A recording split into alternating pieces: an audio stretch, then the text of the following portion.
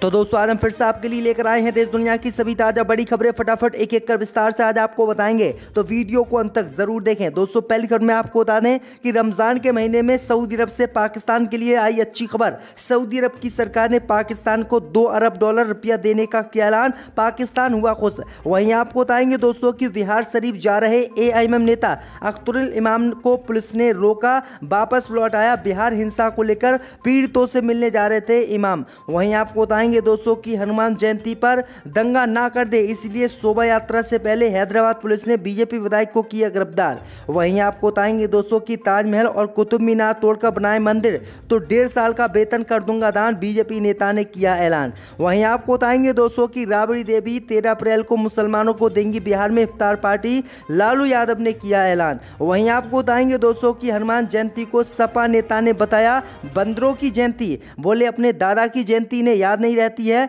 बंदरों की जयंती मना रहे हैं लोग। तो दोस्तों सभी खबरों को आपको एक एक कर बताने वाले हैं। वीडियो को लाइक कर चैनल को सब्सक्राइब कर दो और हमें कमेंट करके बताएं कि आपके जिले किस राज्य से हमारी खबरों को देख रहे हैं। इसी बीच पर तो दोस्तों अगली खबर की ओर, तो रमजान के महीने में पाकिस्तान को सऊदी अरब से मिली बड़ी खुशखबरी। सऊदी अरब की सरकार ने पाकिस्तान की मदद करने का किया ऐलान, $2 अरब पैसा देने का किया वादा। दोस्तों आपको बता दें कि रमजान के पवित्र महीने में पाकिस्तान को सऊदी अरब से अच्छी खबर मिली है।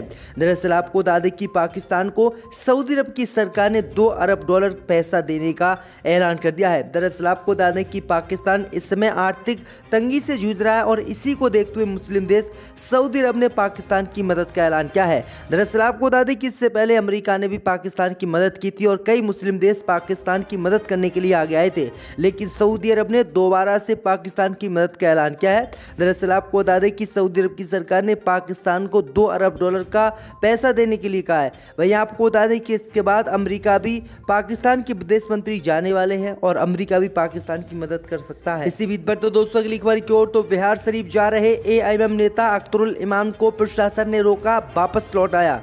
दोस्तों आपको बता दें कि बिहार शरीफ में हिंसक झड़प के बाद गुरुवार को बिहार शरीफ जा रहे AIMM के बिहार अध्यक्ष अख्तरुल इमाम को प्रशासन ने रास्ते में ही रोक दिया। इस बीच उनकी जिला प्रशासन के साथ जमकर कहासुनी भी हुई, इसके बाद भी उन्हें बेरंग वापस लौटना पड़ा। इस दौरान अख्तरुल इमाम ने मुख्यमंत्री नीतीश कुमार और उप मुख्यमंत्री तेजस्वी यादव पर जमकर तंज कसा। उन्होंने सासाराम और बिहार शरीफ हिंसा को प्रशासन की नाकामी बताया। इसके साथ ही उन्होंने आरोप लगाया कि सभी नेताओं के लिए छूट है, लेकिन AIMM के नेताओं को हिंसा पीड़ितों से मिलने पर ही रोक लगा दी गई है। दरअसल आपको बता दें कि बिहार शरीफ में एक मदरसे को भी हिंदूवादी संगठनों के कार्यकर्ताओं ने आग लगा दी थी हिंसा के दौरान, जिसमें 4500 कुरानें भी जलकर खाक हो गई थी और इसी मामले को लेकर AIMM के नेता बिहार शरीफ जा रहे थे। इसी बीच पर तो दोस्तों अगली खबर की ओर, तो बीजेपी विधायक ने मोदी से की अपील, कहा ताजमहल और कुतुब मीनार को तोड़कर बनाए मंदिर, तो 1.5 साल का वेतन करूंगा दान। दोस्तों आपको बता दें कि NCERT की किताबों से मुगल काल के चैप्टर हटाने पर छिड़ी बहस को लेकर असम बीजेपी विधायक ने विवादित बयान दिया है। दरअसल आपको बता दें कि असम में भारतीय जनता पार्टी के विधायक रूपज्योति कुर्मी ने मंगलवार को कहा कि अगर शाहजहां मुमताज से इतना प्यार करता था तो मुमताज की मौत के बाद उसने 3 और शादियां क्यों की। बीजेपी विधायक ने जोर देकर कहा कि ताजमहल प्रेम का प्रतीक नहीं है और इसे तोड़कर मंदिर बनाया जाना चाहिए। बीजेपी विधायक रूपज्योति कुर्मी ने सवाल उठाते हुए कहा कि 17वीं शताब्दी के राजा ने मुमताज की मृत्यु के बाद 3 बार और शादियां क्यों की। उन्होंने दावा किया कि दुनिया के 7 अजूबों में से एक हिंदू राजघराने की संपत्ति पर ताजमहल बनाया गया है। उन्होंने कहा है कि अगर मोदी सरकार ताजमहल और कुतुब मीनार को तोड़वाकर मंदिर बनवाएगी तो मैं 1.5 साल का वेतन अपना दान कर दूंगा। तो किस तरह से खुलेआम बीजेपी नेताओं के विवाद बयान आ रहे हैं और इन पर कोई भी कार्रवाई बीजेपी नहीं कर रही है। इसी बीच पर तो दोस्तों अगली खबर की ओर, तो हनुमान जयंती पर ना हो जाए दंगे, बीजेपी विधायक को पुलिस ने किया गिरफ्तार। दोस्तों आपको बता दें कि हैदराबाद में बीजेपी से निष्कासित विधायक टी राजा सिंह का दावा है कि शोभा यात्रा में शामिल होने से पहले उन्हें पुलिस ने गिरफ्तार कर लिया है।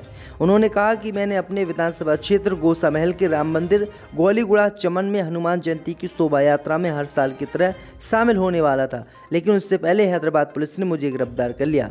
टी राजा सिंह ने आगे कहा कि मैं एक हिंदू के रूप में सरकार और पुलिस विभाग से पूछना चाहूँगा कि मैं अपने निर्वाचन क्षेत्र में भगवान हनुमान के जुलूस में भी भाग नहीं ले सकता। दरअसल आपको बता दें कि टी राजा सिंह ने बीते 30 मार्च यानी रामनवमी के अवसर पर एक विशाल शोभा यात्रा निकाली थी। इस दौरान उन्होंने विवादित टिप्पणी की थी, जिसके बाद पुलिस ने एफआईआर भी दर्ज की थी और इसी के बाद अब पुलिस ने एक्शन लिया है कि कहीं हनुमान जयंती पर ये विवादित बयान ना दे और दंगे ना भड़क जाएं। इसलिए बीजेपी विधायक को पुलिस ने जुलूस निकालने से पहले ही गिरफ्तार कर लिया। इसी बीच पर तो दोस्तों अगली खबर की ओर तो बिहार के पूर्व मुख्यमंत्री और लालू यादव की पत्नी राबड़ी देवी बिहार में कराएंगी इफ्तार पार्टी। 13 अप्रैल को होगा आयोजन। जब दोस्तों आपको बता दें कि बिहार की पूर्व मुख्यमंत्री और लालू यादव की पत्नी राबड़ी देवी ने 13 अप्रैल को बिहार में इफ्तार पार्टी कराने का ऐलान किया है। दरअसल आपको बता दें कि राजनीतिक दलों के द्वारा इफ्तार की पार्टी दिए जाने का सिलसिला तेज बिहार में हो गया है। इसी कड़ी में पूर्व मुख्यमंत्री राबड़ी देवी के आवास पर भी पटना में 13 अप्रैल को इफ्तार पार्टी का आयोजन किया जाएगा। इस अवसर पर उप मुख्यमंत्री तेजस्वी यादव, पूर्व मुख्यमंत्री राबड़ी देवी, वन पर्यावरण और जलवायु परिवर्तन विभाग के मंत्री तेज प्रताप यादव और राज्यसभा सांसद डॉक्टर मीसा भारती भी रहेंगे। इफ्तार पार्टी राजद प्रमुख लालू यादव की गैर मौजूदगी में होगी। वहीं आपको बता दें कि इससे पहले राबड़ी देवी और लालू यादव बिहार में मुसलमानों को इफ्तार पार्टी देते थे और लालू यादव मौजूद रहते थे, लेकिन इस बार लालू यादव दिल्ली में है क्योंकि उनकी तबीयत सही नहीं है, तो राबड़ी देवी ही इफ्तार पार्टी करेंगी। तो ये बड़ी अपडेट आई। इसी बीच पर तो दोस्तों अगली खबर की ओर तो विशाखापट्टनम में वंदे भारत एक्सप्रेस पर फिर से हुआ पथराव, खिड़की का शीशा टूटा। जय दोस्तों आपको बता दें कि वंदे भारत एक्सप्रेस ट्रेन पर पथराव की घटना कम होने का नाम नहीं ले रही है। ताज़ा मामला आंध्र प्रदेश के विशाखापट्टनम में सामने आया है।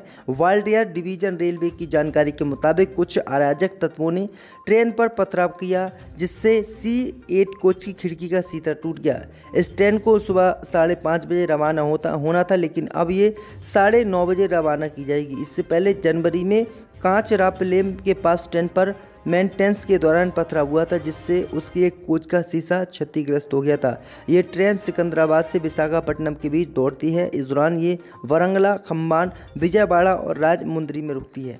इसी बीच पर तो दोस्तों अगली खबर की ओर तो हनुमान जयंती पर सपा नेता का विवादित बयान। जब दोस्तों आपको बता दें कि सपा विधायक राम अचल राजभर के करीबी बाल मुकुंद धुरिया ने हनुमान जयंती को लेकर विवादित पोस्ट किया है। खुद को विधायक का प्रतिनिधि बताने वाले बाल मुकुंद धुरिया ने अपने फेसबुक वॉल पर लिखा कि जिन्हें अपने आजा बाबा की जयंती याद नहीं, वो बंदर की जयंती मना रहे हैं, इसलिए इतिहास मिटाना जरूरी है ताकि ये क्रम चलता रहे। सपा विधायक के करीबी की हनुमान जयंती पर इस विवादित पोस्ट को लेकर सियासत गर्म है। वहीं इस मामले में बीजेपी नेता अतुल मिश्रा ने बाल मुकुंद के खिलाफ अकबरपुर कोतवाली में तहरीर दी है। अब इस मामले के बाद बाल मुकुंद धुरिया के फोटो सपा नेताओं के साथ वायरल हो रहे हैं। समाजवादी पार्टी के उत्तर प्रदेश अध्यक्ष नरेश उत्तम पटेल के साथ भी बाल मुकुंद धुरिया का फोटो सामने आया है। इसी बीच पर तो दोस्तों अगली खबर की ओर तो कर्नाटक में बीजेपी सरकार के मंत्री मुनि रत्ना ने ईसाइयों के खिलाफ की अभद्र टिप्पणी, दर्ज हुआ केस। जब दोस्तों आपको बता दें कि कर्नाटक सरकार के बागवानी मंत्री मुनि रत्ना के खिलाफ चुनाव आचार संहिता के उल्लंघन का केस दर्ज किया गया है।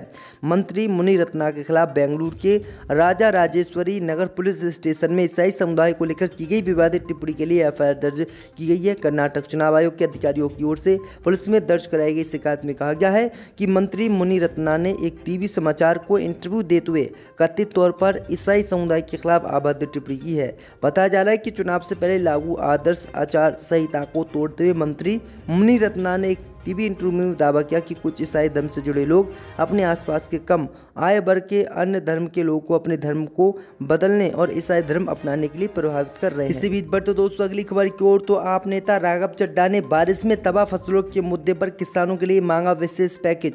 जब दोस्तों आपको बता दें कि आम आदमी पार्टी के नेता और राज्यसभा सांसद राघव चड्ढा ने सदन में किसानों के लिए विशेष राहत पैकेज की मांग की है। आप सांसद राघव चड्ढा ने बेमौसम हुई बारिश के कारण खराब हुई फसलों के मुद्दे पर चर्चा किसानों के मुआवजे के लिए देने की पैकेज की मांग पर संसद में कार्य स्थगन का नोटिस भी दिया है। आपको बता दें कि राघव चड्ढा सदन में लगातार किसान सभी जनहित के मुद्दे उठा रहे हैं। आपको बता दें कि इससे पहले मंगलवार को राघव चड्ढा ने ट्वीट कर कहा था कि पंजाब के हर पिंड हर शहर तक पहुंचकर अब आपकी पंजाब सरकार जनता को निःशुल्क योग शिक्षा देगी। शिक्षा क्रांति के बाद अब पंजाब में स्वास्थ्य क्रांति भी शुरुआत हो चुकी है। तो ये बड़ी अपडेट आई दोस्तों। इसी बीच पर तो दोस्तों अगली खबर की ओर तो नागालैंड में बीजेपी को समर्थन देने पर एनसीपी प्रमुख शरद पवार पर बरसे ओवैसी। जब दोस्तों आपको बता दें कि एआईएमआईएम के प्रमुख असदुद्दीन ओवैसी ने एनसीपी और उसके पार्टी प्रमुख शरद पवार पर निशाना साधा है। उन्होंने नागालैंड के एनसीपी विधायकों द्वारा राज्य के नए सीएम नेफ्यू रियो को समर्थन देने की घोषणा को लेकर पवार की आलोचना की। आपको बता दें कि हाल ही में हुए नागालैंड विधानसभा चुनाव में एनडीपीपी बीजेपी गठबंधन ने 60 में से 37 सीटें हासिल करने के बाद नागालैंड में सर्वदलीय सरकार बनाई। ओवैसी ने भाजपा के साथ गठबंधन का समर्थन करने पर एनसीपी की आलोचना करते हुए कहा कि अगर शरद सदाब होते तो उन्हें बी टीम कह दिया जाता और धर्मनिरपेक्ष